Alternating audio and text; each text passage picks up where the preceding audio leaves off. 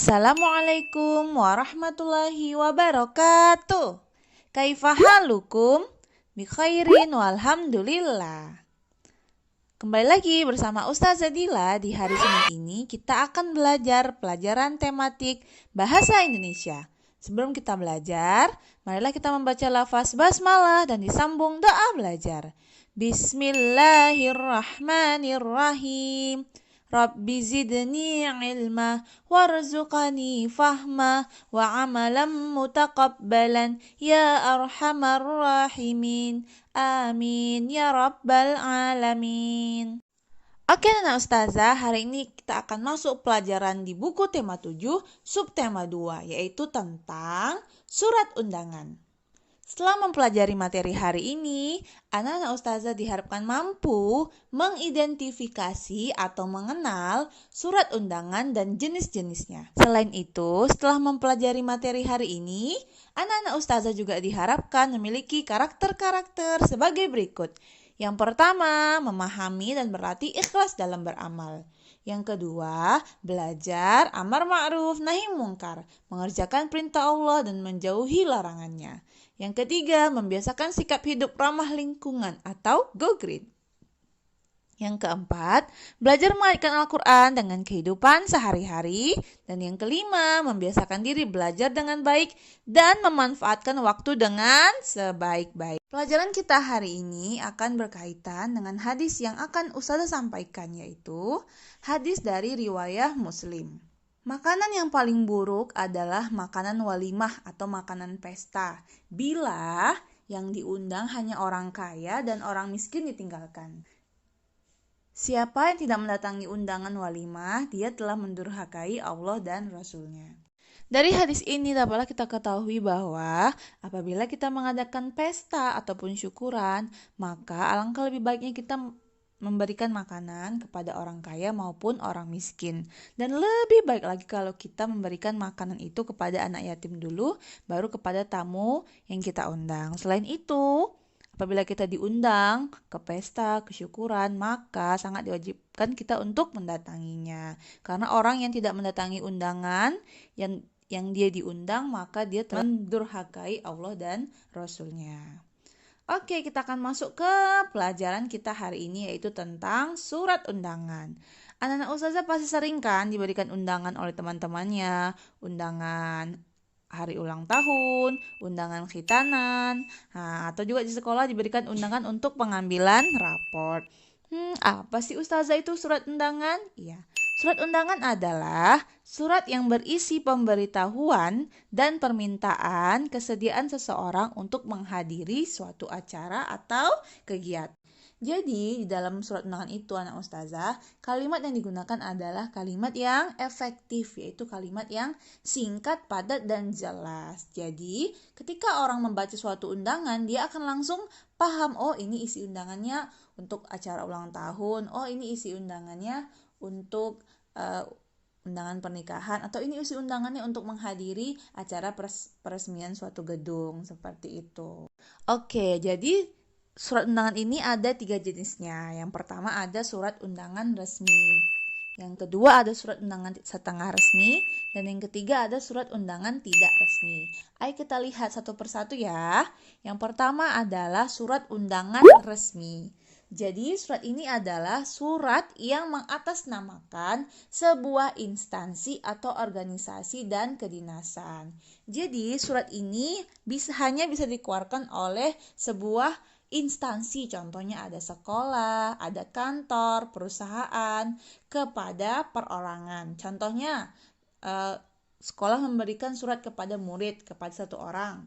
Atau juga bisa juga dari suatu instansi ke instansi yang lain. Contohnya, sekolah membuat surat dikirimkan kepada Dinas Pendidikan Kota Medan, seperti itu. Jadi bisa dari instansi ke perorangan, bisa juga dari instansi ke instansi yang lain. Instansi itu bisa juga disebut dengan lembaga ya, Nana Ustazah.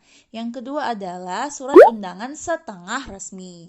Jadi surat ini adalah surat undangan yang mengatasnamakan perorangan yang ditujukan ke perorangan maupun instansi atau organisasi. Contohnya, Ustazah Dila membuat surat. Ya, Ustazah kan perorangan. Ustazah membuat surat untuk sekolah.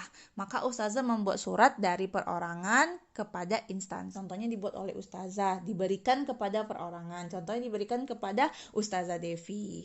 Kemudian yang ketiga adalah surat undangan tidak resmi. Jadi surat undangan ini adalah surat undangan yang mengatasnamakan perorangan yang ditujukan kepada perorangan. Contohnya misalnya anak ustazah habis sunatan, habis khitanan membuat surat ya kan, surat undangan diberikan kepada Ustazah Dila. Berarti itu adalah surat undangan tidak resmi karena diberikan dari perorangan satu orang kepada orang yang lain.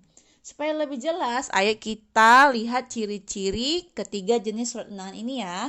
Yang pertama, Ustazah akan bahas ciri-ciri surat undangan resmi. Yang pertama adalah dia memiliki kepala surat atau kop surat di awal surat. Seperti apa sih Ustazah kop surat itu? Kita tunjukkan kop ataupun kepala surat seperti ini. Biasanya di kop surat ini ada gambar ataupun logo lembaganya. Kemudian ada nama lembaganya, kemudian ada juga alamatnya. Contohnya, di sini adalah nama lembaganya Pemerintah Kota Padang, Dinas Pendidikan SD Negeri 06 Pasir Jamba. Kemudian ada alamatnya Jalan Pasir Jamba, Kelurahan Pasir Nantigo, dan ada lambang ataupun logo dari lembaga ataupun instansinya. Yang kedua, memiliki nomor, lampiran, dan perihal dalam surat. Ini nomor suratnya ya. Kemudian ada lampiran. Lampiran itu misalnya anak ustazah memberikan surat. Kemudian selain surat itu ada yang dilampirkan. Contohnya ada berkas ataupun lampiran dana kegiatan seperti itu. Jadi nggak hanya satu surat, ada kertas-kertas yang lain ya sebagai lampirannya.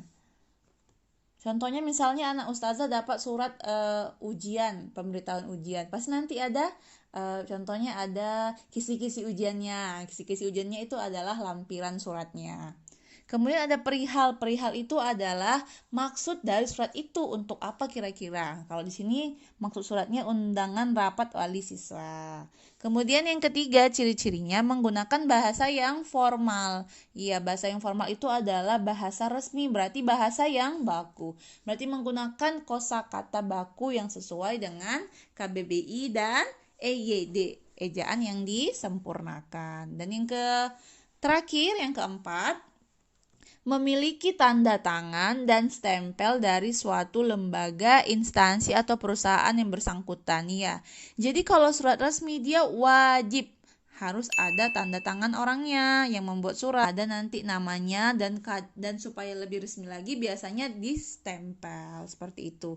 Contohnya kalau surat dari sekolah ya, misalnya surat pemberitahuan ujian, pasti ada stempelnya ya, stempel Alfitian School seperti itu. Jadi apa sih Ustazah contoh dari surat undangan resmi ini? Ada 4 contoh ya. Sebenarnya ada banyak, cuman Ustazah hanya menyampaikan 4. Yang pertama adalah surat undangan acara perusahaan. Misalnya perusahaannya membuat acara makan malam bersama ataupun membuat acara field trip jalan-jalan bersama seperti itu. Maka dibuatlah surat undangannya. Ingat ya, kalau surat undangan resmi wajib ada kop suratnya ataupun kepala suratnya. Yang kedua ada surat undangan acara pembagian raport, ya kan? Raport atau rapor, yang mana yang kata baku? Silahkan jawab di komen ya. Yang baku, kata yang baku itu rapor atau raport, pakai T di ujungnya. Kemudian ada surat undangan acara peresmian. Misalnya anak ustazah orang tuanya buat usaha baru, ayam geledek level 20. Baru orang tua anak ustazah mau mengundang teman-temannya untuk datang ke acara peresmian pembukaan usahanya itu. Bisalah dibuat surat undangannya. Dan yang keempat ada surat undangan dinas. Berarti ini bisa dari sebuah kantor ataupun sebuah dinas. Contohnya dinas kesehatan, dinas pendidikan, dan lain-lain. Jadi itu adalah surat undangan resmi. Kemudian kita akan masuk ke bagian-bagian surat undangan resmi. Di sini yang pertama ada bagiannya yaitu kop surat ataupun kepala surat. Ingat ya, surat undangan resmi wajib ada kop surat ataupun kepala suratnya. Ada nama instansinya, kemudian ada alamat dan ada logonya. Kalau nggak ada logonya ustazah nggak apa-apa, tapi wajib ada nama dan alamat instansinya. Yang kedua ada tempat dan tanggal pembuatan surat. Nah, coba lihat di sini tempatnya. Tempatnya di Pasir Jamba. Tanggalnya itu 30 Januari 2018. Kemudian yang ketiga ada nomor suratnya. Ya, nomor surat ini biasanya ada kode-kodenya gitu dari kantornya. Misalnya 408. 408 ini adalah nomor suratnya, ini surat yang keberapa yang dibuat. Kemudian nanti ada juga kode ataupun tahun pembuatan suratnya. Ada lampiran, di sini lampirannya dikasih tanda garis ya, berarti nggak ada lampirannya ya, hanya surat aja. Kemudian yang ketiga ada perihal. Perihal itu berarti maksud dari surat ini, yaitu untuk undangan rapat wali siswa. Kemudian yang kelima ada alamat surat. Alamat surat itu berarti surat itu ditujukan untuk siapa. Nah, surat ini ditujukan kepada yang terhormat wali kelas 6 SD 6 Pasir Jamba di Pasir Jamba. Berarti suratnya ditujukan alamatnya kepada wali siswa kelas 6. Kemudian yang ke-6 ada salam pembuka. Iya, kalau dia surat resmi bisa pakai salam pembukanya dengan hormat. Bisa juga dengan Assalamualaikum warahmatullahi wabarakatuh. Kemudian yang ke-7 ada isi suratnya. Iya, inti dari suratnya itu pasti adalah isi suratnya ya. Melalui surat ini kami undang Bapak Ibu untuk hadir pada acara yang kami selenggarakan. Ya, kemudian tanggal, hari, tanggal, pukul, dan acaranya. Ya, berarti ini adalah isinya. Isinya dia memberitahu ya kapan dilaksanakannya rapat wali siswa ini. Oke, yang ke-8 ada penutup surat. Penutup suratnya di sini. Atas kehadiran wali siswa kelas 6 kami ucapkan terima kasih. Kemudian ada salam penutupnya. Hormat kami. Sama kayak anak ustazah presentasi kan. Kalau anak ustazah presentasi selalu ustazah bilang harus diberikan penutup dan salam penutup. Penutupnya apa? Terima kasih. Salam penutupnya wassalamualaikum warahmatullahi wabarakatuh. Seperti itu. Dan terakhir yang ke-10 ada identitas pengirim. Berarti identitas pembuat suratnya.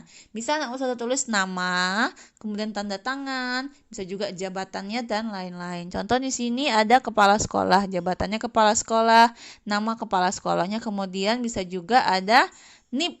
NIP itu nomor induk. Kemudian ada NIP ya, kalau dia seorang PNS ada NIP-nya dan harus ada tanda tangan. Di sini nggak tanda tangannya ya, tapi wajib dibuat tanda tangan supaya sah. Bisa juga diberikan stempel ya, stempel supaya lebih resmi ataupun lebih sah surat tersebut.